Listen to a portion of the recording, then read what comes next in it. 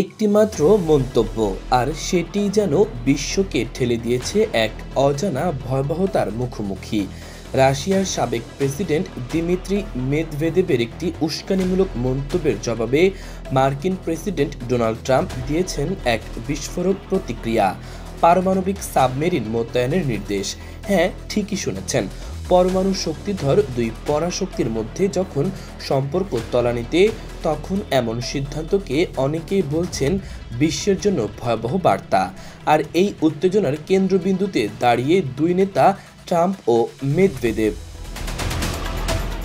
শুক্রবার truth সোশ্যালে post দিয়ে Trump জানান, মেদভেদেবের চরম উস্কানিমূলক মন্তব্যের জবাবে দুটি পারমাণবিক সাবমেরিনের অবস্থান পরিবর্তন করা হয়েছে রাশিয়ার আরও কাছাকাছি।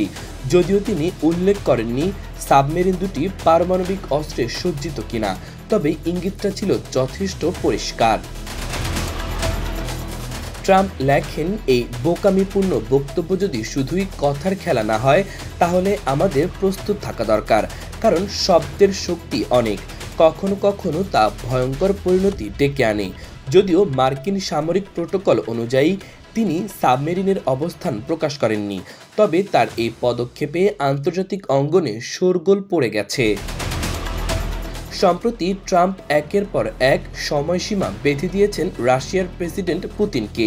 ইউক্রেন যুদ্ধ বন্ধ না হলে কঠোর নিষেধাজ্ঞা আরোপ করা হবে। মেদভেদেব এর জবাবে পাল্টা হুমকি দেন যুক্তরাষ্ট্রকে।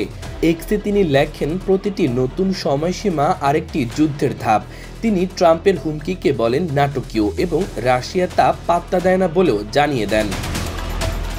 আরও এক ধাপ ভয়ঙ্কর ছিল মেদভেদেবের টেলিগ্রামে দেওয়া পোস্ট, যেখানে তিনি ডেড হ্যান্ড হুমকির কথা বলেন। বিশ্লেষকদের মতে এটি রাশিয়ার স্বয়ংক্রিয় পারমাণবিক প্রতিশোধ ব্যবস্থা, যা যুদ্ধ শুরু না করেও শেষ করে দিতে পারে কোটি কোটি মানুষের জীবন। এই বিতণ্ডা শুধু রাজনৈতিক স্তরে সীমাবদ্ধ নেই। দুই নেতা এখন একে অপরকে সোশ্যাল মিডিয়ায় ব্যক্তিগত আক্রমণও করছে।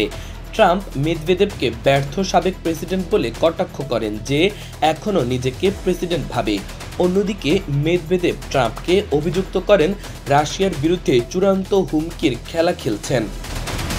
ট্রাম্প সম্প্রতি পুতিনকে ৮ আগস্ট পর্যন্ত সময় দিয়েছেন যুদ্ধ থামাতে, না হলে আসছে আরও নিষেধাজ্ঞা, আরও শুল্ক এবং হয়তো আরও কিছু গোপন পদক্ষেপ। এর আগেও তিনি ১০-১২ দিনের সময়সীমা দেন। জুলাইয়ের শুরুতে হুঁশিয়ারি দিয়েছিলেন, যুদ্ধ না থামালে রাশিয়ার তেলসহ রপ্তানি পণ্যে চূড়ান্ত শুল্ক বসবে। পুতিন ও মেদভেদেব দীর্ঘদিনের রাজনৈতিক মিত্র। ২০০৮ থেকে ২০১২ সাল পর্যন্ত প্রেসিডেন্ট ছিলেন মেদভেদেব, আর পুতিন ছিলেন প্রধানমন্ত্রী। পরে ২০১২ সালে পুতিন আবার প্রেসিডেন্ট হলে মেদভেদেব হন প্রধানমন্ত্রী। এই পদে তিনি ছিলেন ২০২০ সাল পর্যন্ত। এদিকে ট্রাম্পের পোস্টের পর মস্কোর শেয়ার বাজারে বড় ধরনের পতন হয়েছে। যদিও ক্রেমলিন এখনও আনুষ্ঠানিক কোনো মন্তব্য দেয়নি, কিন্তু উত্তেজনার পারদ ক্রমেই বাড়ছে।